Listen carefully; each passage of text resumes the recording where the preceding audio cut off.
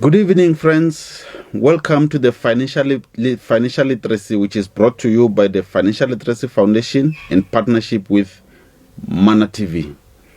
Thank you for joining us tonight. We want to continue in our quest to talk about our finances and financial management. Our goal and our intention is for us to be able to have good skills to equip ourselves to build a proper and a good financial plan. And today we want to talk in this lesson 23. Since we started, we want to talk about one area that we touched briefly about in the previous sessions, which is about credit or debts. And today we want to talk about the different types of credit or the different types of credit agreements that are available, which we are party to in more than one way or another.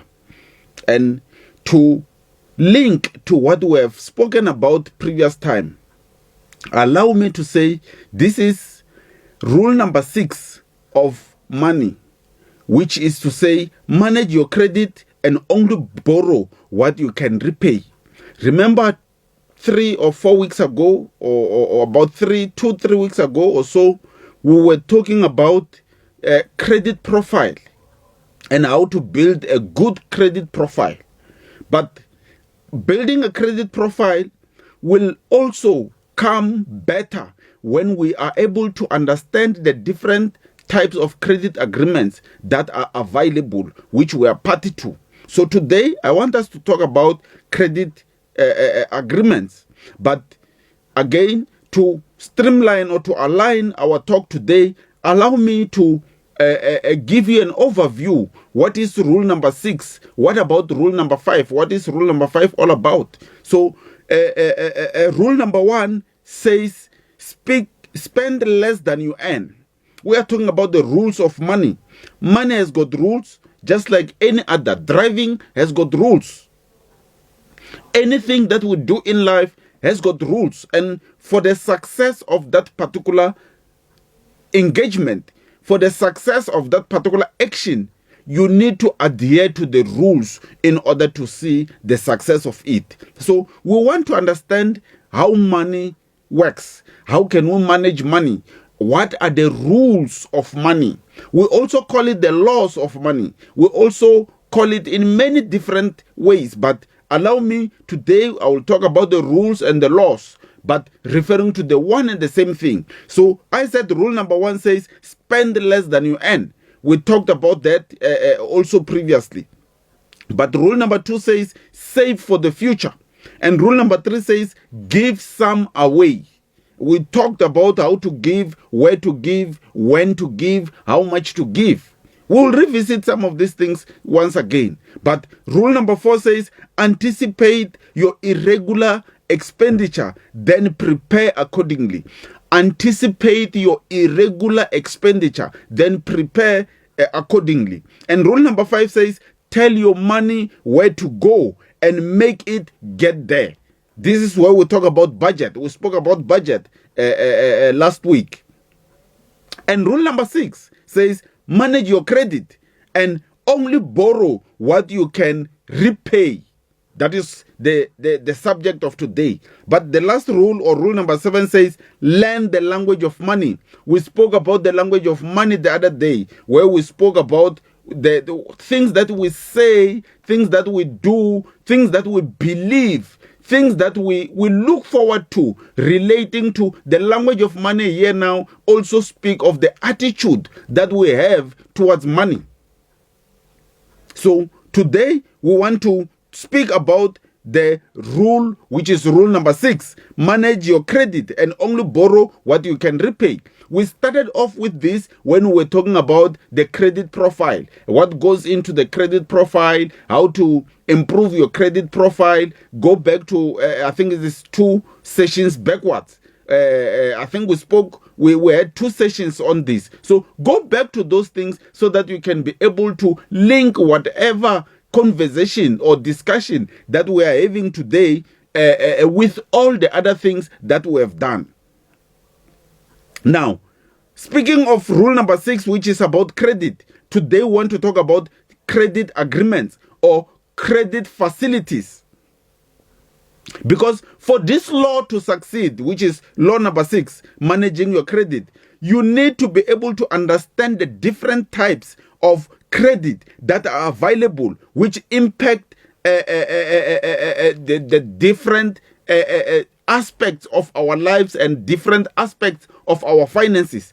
And more often than not, we have one or more of these different types of facilities. And today, we will learn more about that. We are basing this with or on the law which prevails in South Africa, which is the National Credit Act. So the National Credit Act speaks about the different credit agreements that are available, and it sets out certain rules on how should this credit be like, how should this credit be looked at. And to start with, there are different types of credit agreements.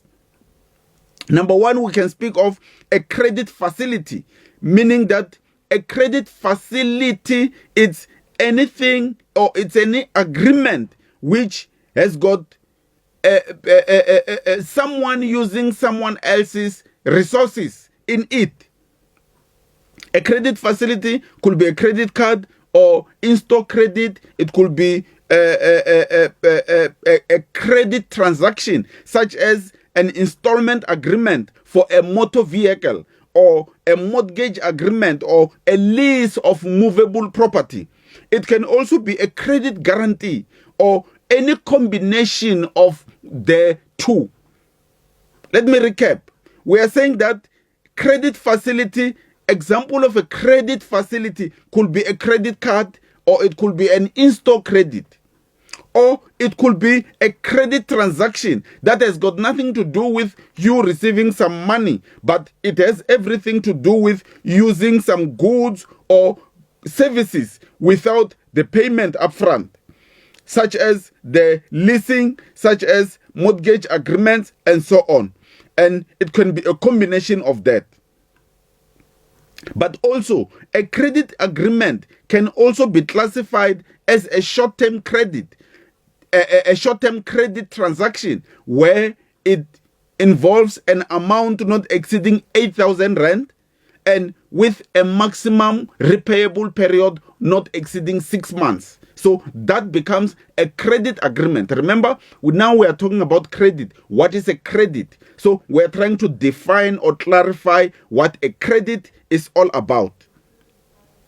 We must be able to understand the types of credit agreements, because each type of credit has got a designated maximum interest rate which it is allowed to charge. So, in other words, for us to be able to classify these different types of credits, it is for the purpose that we are able to understand how does it impact us when it comes to the payment of such credit.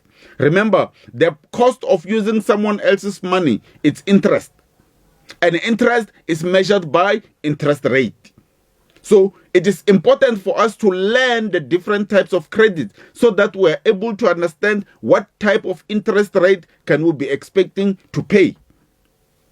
So I will want to highlight few examples of credit agreements where we can be able to associate it with a particular interest rate. It all starts from the repo rate. What is a repo rate? Repo rate, it's the rate which is set by the Reserve Bank. It is set by the Reserve Bank, which is charged against the commercial banks when it lends money to them. So it is a rate which the commercial banks pay the Reserve Bank when they loan money from the Reserve Bank. What does it got to do with us? It has got everything to do with us, because when commercial banks go and borrow money from the Reserve Bank, they borrow it and lend it to us as the consumers, as the end users. So they borrow that money and they are getting charged by the Reserve Bank a particular interest rate, we call that a repo rate. So repo rate is the interest rate which is paid by the commercial banks to the Reserve Bank or the central bank. We're not going to talk about centralizing it now because it will not make any difference. So what is important is that commercial banks pay a particular rate to Reserve Bank and we call it a repo rate. Why is it important for me to emphasize on this repo rate? It is because the repo rate, it is a factor which is used to determine how much you will be charged when you go to the commercial bank to loan money. Whether it is through personal loan or vehicle finance or credit card or whatever. But what matters is that whatever facility you're going to get from the bank, you're going to pay a particular interest rate. And this interest rate, it is governed or dictated by the repo rate, which is the rate which the banks pay to the central bank. So let us highlight few aspects which has to do with the repo rate and the credit facilities that we find in South Africa.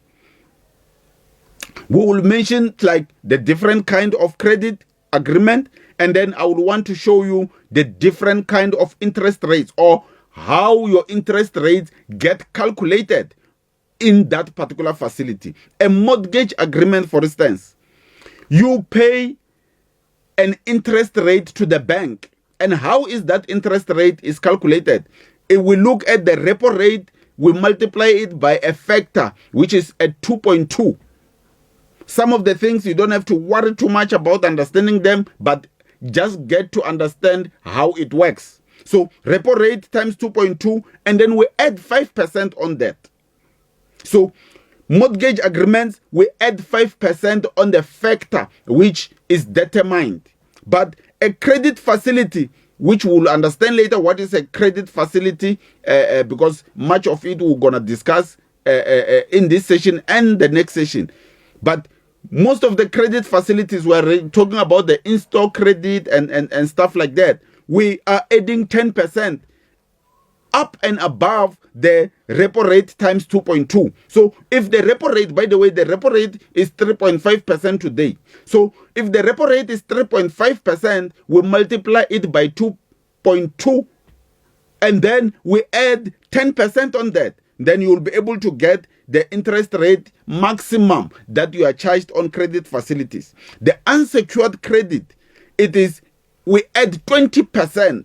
So where on mortgage we add 5% and on credit facility we add 10%. With unsecured credit agreement we add 20%. And that goes with development credit agreements. Developmental credit agreements also goes with 20% over and above the repo rate times 2.2%. And short-term credit transactions, we add 5%. The previous ones were an annual rate. So the mortgage agreement was 5% per year or per annum. The credit facility was 10% per annum. The unsecured credit is 20% per annum. But the short-term credit is 5% per month. And going further, other credit agreements that we have, we add 10% per annum over and above the repo rate times the 2.2 factor. And then incidental credits, incidental credit agreements, we add 2% per month. So in other words, the interest rates on incidental credit agreements and the short-term credit agreements must be disclosed as a monthly interest rate, whereas the rest, which is the mortgage and the others, are disclosed as an annual interest rate. Very important for you to understand. You might be asking yourself that, okay, he's speaking about the repo rate being 3.5%. Are there other rates that the repo rate can get to? Let me tell you, between the year 1998 and 2000, the repo rate was at a rate of 23.99%. 23.99%. Why am I mentioning all of this? I want you to see the impact of interest rates into your credit. the impact of interest rates, or how interest rates can affect your current and existing credit. So for you to be off the mark, for you to be off the road, you don't necessarily have to have taken a new credit. It might just be the Reserve Bank increasing interest rates, and you find that you are now having the same credit and you can no longer afford it. 23.3% versus 3.5% today. It's quite high. During BC, or before COVID, our repo rate was at a rate of about 5.25%. So since the corona the repo rate came down, as we have heard every now and then that the Reserve Bank have reduced the interest rates, good for the economy, good for the markets. It has come down now to 3.5. It was at 5.25%. Importance of this is that you must never go and take on credit because of the current lower interest rates and believing that all is well. Because you might find that before you finish paying off your credit, you find that the Reserve Bank increases the repo rate. And as it increases the repo rate, it is going to increase in most of the facilities. It is going to increase your monthly repayments. Because your repayments are calculated based on the interest rate. Even if the repayment are not increasing, definitely your outstanding balances are going to increase because it is calculated based on the interest rates that are prevailing in the market at that time.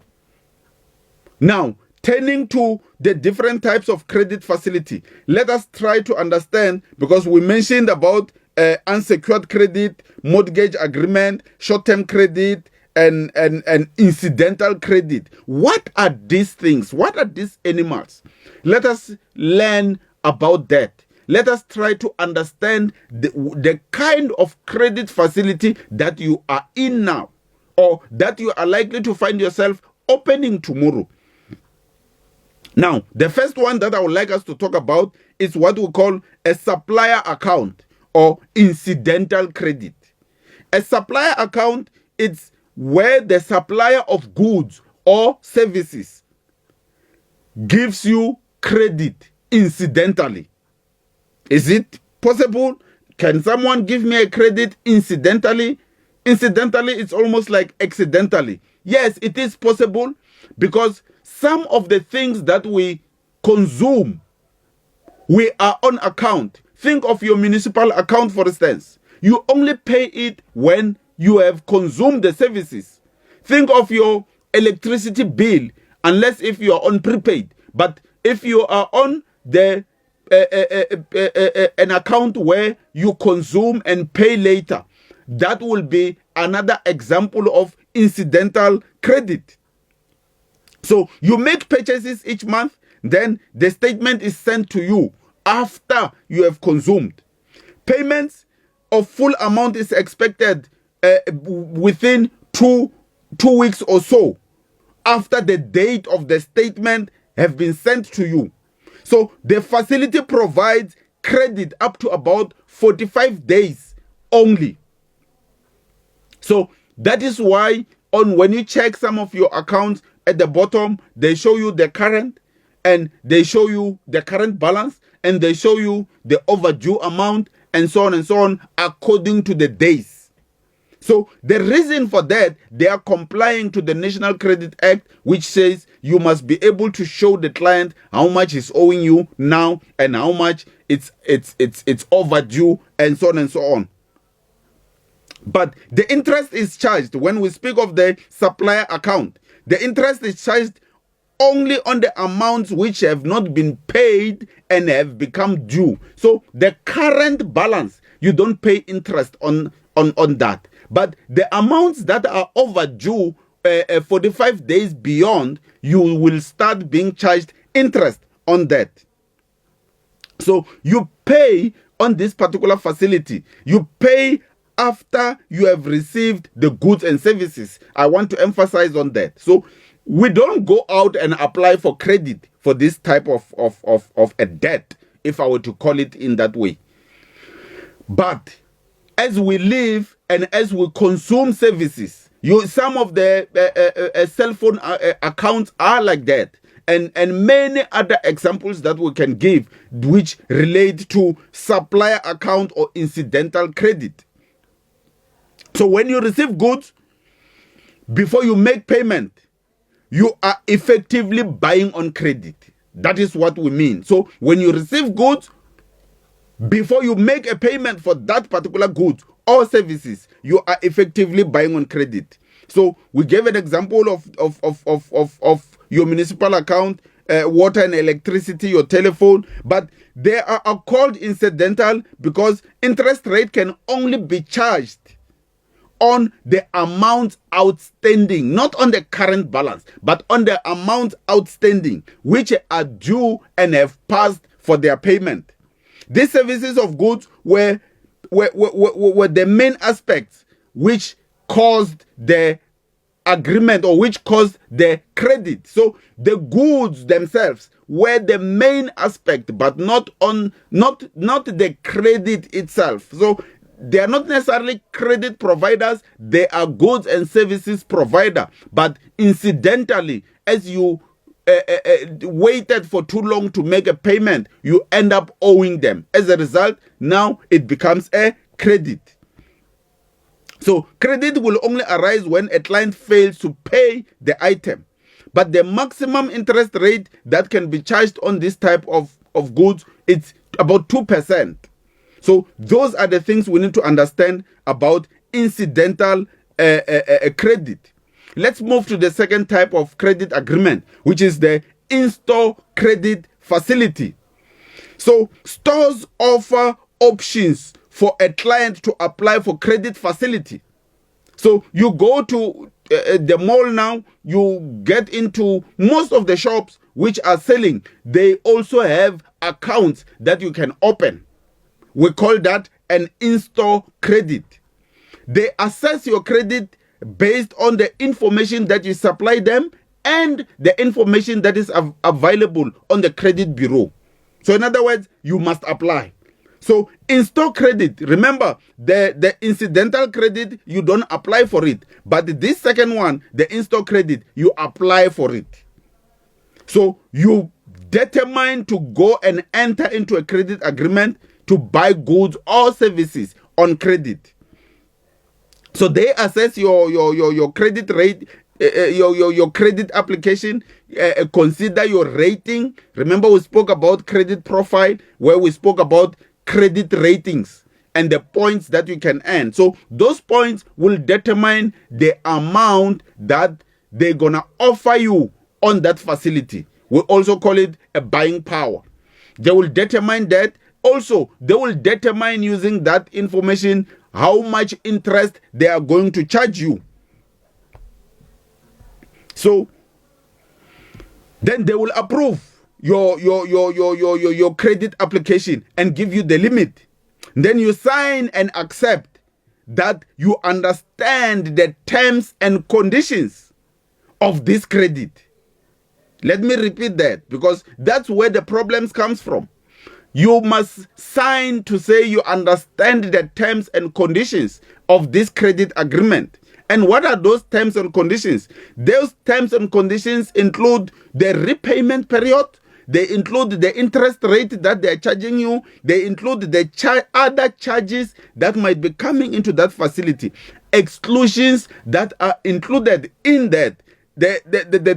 What it means by defaulting and termination and cancellation of the agreement, and many other aspects that pertain to that agreement. Interest rates are charged normally, and the rates that get charged are very high when we compare with many other credit arrangements. So in-store credit is among the highest it's among the highest interest rated charges. Why is that so? Because there's no security. If you get into a shop and buy clothes and you get out tomorrow, there is no security in that. So you may fail to pay the account, and there's not much that they can do.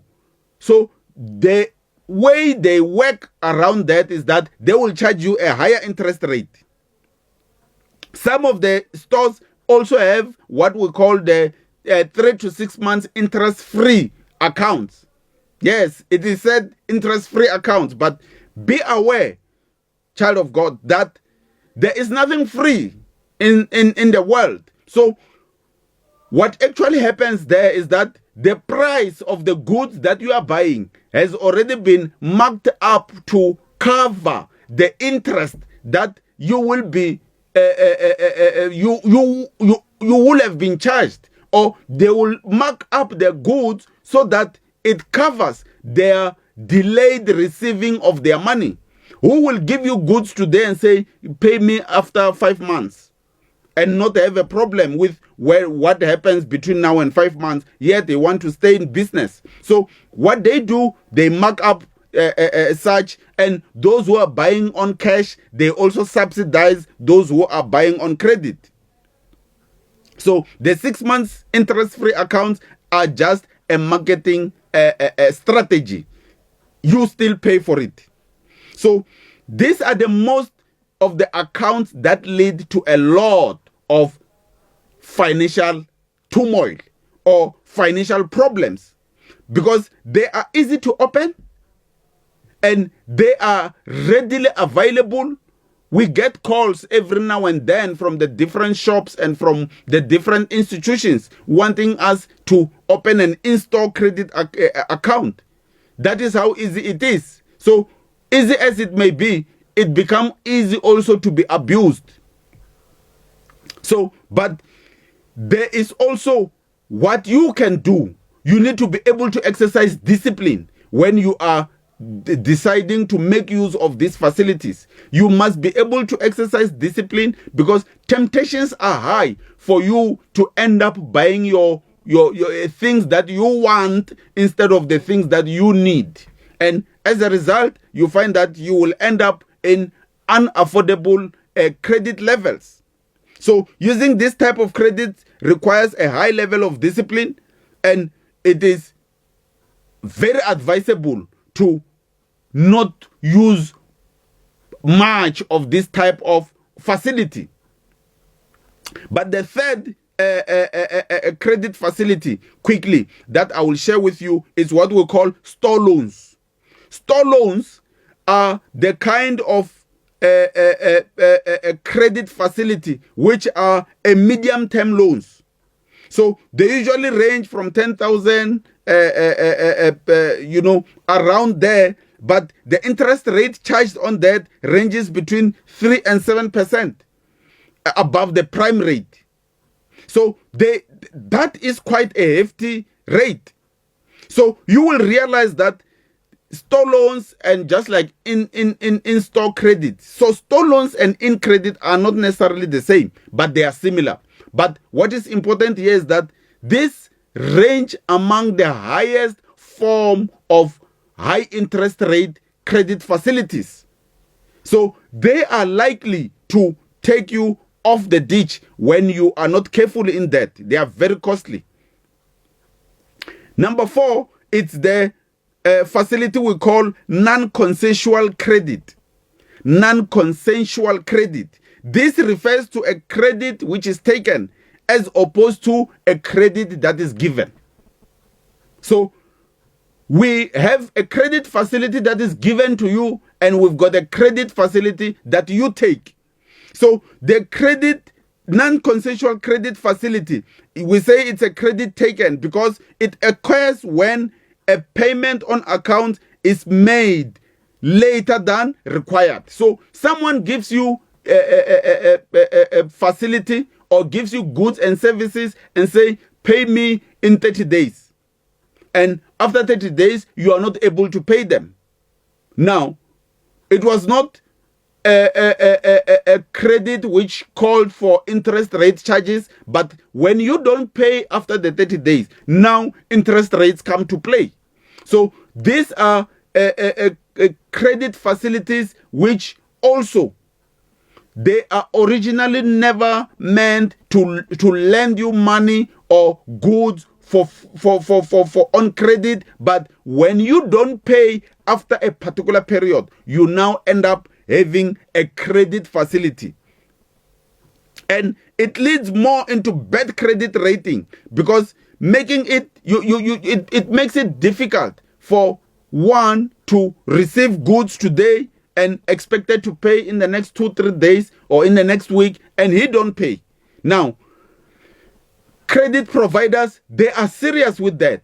They will list you immediately as a bad payer or as a slow payer, and so on and so on. So it is one of the most contributors into bad credit rating. And bad credit rating will make it difficult for you to borrow money in the future. So you are charged interest and penalties, or you are charged administration costs as a result of the amount outstanding when the date have come past. Number 5, credit. It's the credit cards. We are very familiar with credit cards. Maybe that will be the last one we speak about today. But these are offered by the banks and other financial institutions. You apply for it also. And when you apply for it, you give information about yourself, your income, your occupation, and everything else. But when they assess your application, they assess what you have given them today, plus the information that is available on the credit bureaus. So, upon all of that, they will determine how much a facility they can offer you, how much the limits that they can give you. There are quite a number of advantages and there are quite a number of disadvantages when we look at credit card. But after the applying of the facility, you will be granted to say, this is how much you afford. So, and the minimum amount due on a monthly basis is calculated based on the outstanding balance up to the date of the statement. And the statement gets sent to you. So with credit cards, depending on how much you have consumed or you have spent on the facility given, you will not necessarily have the same amount payable on a monthly basis. So the day or the month where you have spent more, your monthly repayment for that particular month will be higher. And on the month where you have spent less, your monthly repayment will also be less. But what are the advantages? It's easy to apply. These days, you just say yes, yes, yes on the phone, and voila, you've got your credit card. But they will need supporting documents. There is no interest rate charged when the amount spent is paid within 45 days. So credit cards only charge interest rates on the amount used when it has passed 45 days after the day of use. You can withdraw the cash on the ATM and within the bank straight from the facility, and it's easy and convenient for you to buy even online. And speaking of online, we will also be seeing some of the disadvantages. So, but it also have a budget facility. What is that? That is where now you can buy goods or services and you agree to pay them over 6 months or 12 months up to 36 months. Actually, that gives you a secondary credit facility within the credit card, because that becomes a medium-term a credit facility. So 1 to 3 years will be what you can put on your budget, but the budget facility operates separately. But although convenient and good as it has sounded, but there are disadvantages. And what can we do about the disadvantages? One of the disadvantages is that it charges a service fee. And service fee can be as hefty as 50 Rand a month.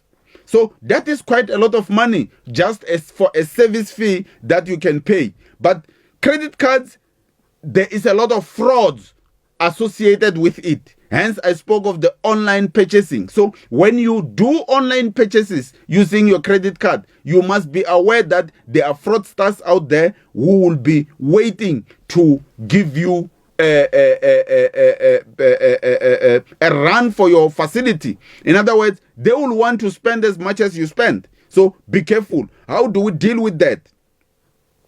You need to be able to read your statement on a monthly basis. So don't sit and wait and say, no, I know that I've spent so much. I know that if I've spent so much, I need to pay plus minus so much a month. Because some of the spending, you might find that it is actually not you who did the spending. So you need to be careful as to how you run. Read your statements.